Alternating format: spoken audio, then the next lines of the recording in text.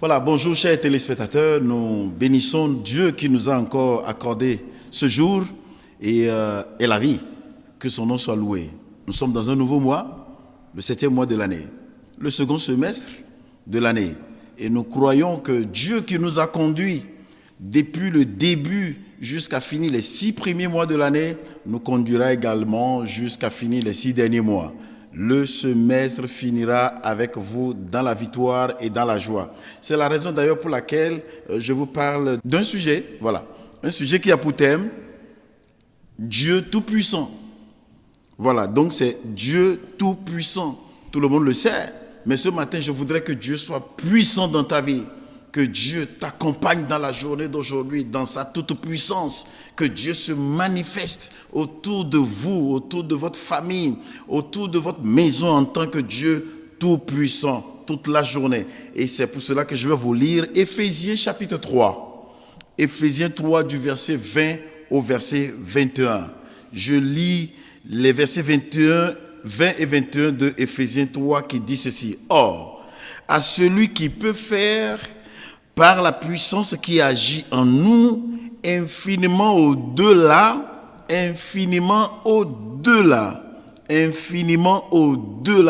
de tout ce que nous demandons ou pensons. 21.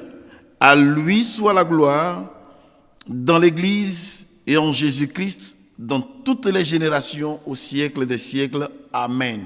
Voilà, je vais rapidement vous donner le background, l'arrière-plan de ce texte qui nous parle de... En fait, c'est l'apôtre Paul qui est en train de faire cette prière aux croyants de son temps. Et il disait que Dieu peut faire puissamment avec nous et pour nous et au-delà, c'est ce que je voudrais surtout souligner, au-delà, premièrement, de tout ce que nous demanderons, tout ce que nous allons demander à Dieu, Dieu peut nous le faire et même au-delà de ce que nous pensons également. Et il finit en disant, à lui soit la gloire dans l'Église et en Jésus-Christ dans toutes les générations. Vous voyez, il a précisé dans toutes les générations. Ça veut dire que ce que Dieu a fait en ce moment-là au temps de Paul, nous avons aussi ce privilège aujourd'hui. Et je voudrais détailler un tout petit peu la toute-puissance de Dieu. La puissance de Dieu, si la Bible nous dit dans ce verset que c'est au-delà, ça veut dire que la puissance de Dieu est sans limite.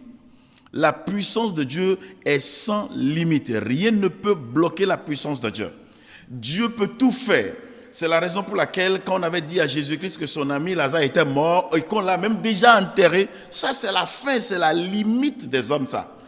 Jésus-Christ a dit, je suis la résurrection, la vie et la résurrection. Amenez-moi là où vous l'avez enterré. Je vais le ressusciter. Et c'est ce qu'il a fait. Donc ça veut dire que Dieu est vraiment tout puissant. Et sa puissance, premièrement, je dis, n'a pas de limite. Quel que soit ce que vous traversez, quel que soit ce que vous vivez, en dehors de ce que nous tous nous connaissons en coronavirus ou bien Covid-19, Dieu a une puissance qui est sans limite, qui peut aller au-delà de ce que nous allons demander et ce que nous allons penser. La deuxième chose de la puissance de Dieu, c'est que la puissance de Dieu est abondante. Elle est abondante. Il dit de tout ce que nous allons demander ou penser. Dieu, ma tête, ça ne va pas. Dieu, mon foyer, ça ne va pas. Dieu, mes enfants, ça ne va pas. Dieu, ma profession, ça ne va pas. Dieu, j'ai peur de Covid, ça ne va pas. La puissance de Dieu est abondante. Elle ne s'épuise jamais. Et je voudrais dire ce jour à vous tous qui nous suivez que la puissance de Dieu va rentrer dans tous les domaines de votre vie. Troisième chose sur la puissance de Dieu, c'est que la puissance de Dieu est incomparable. On ne peut pas la comparer à une autre puissance. C'est la puissance qui est la toute puissante, qui est au-delà de toute puissance. Donc cette puissance est incomparable. C'est pour cela que je vais conseiller nos chers téléspectateurs et nos amis qui nous suivent, s'il vous plaît, focalisez-vous sur la puissance de Dieu. Cherchez plutôt la puissance de Dieu. Toute autre puissance a de limites. Toute autre puissance n'est pas abondante. Toute autre puissance peut faillir. La seule puissance qui ne faillira pas, c'est la puissance de Dieu. Et donc, c'est cette puissance que nous voulons libérer sur vous aujourd'hui.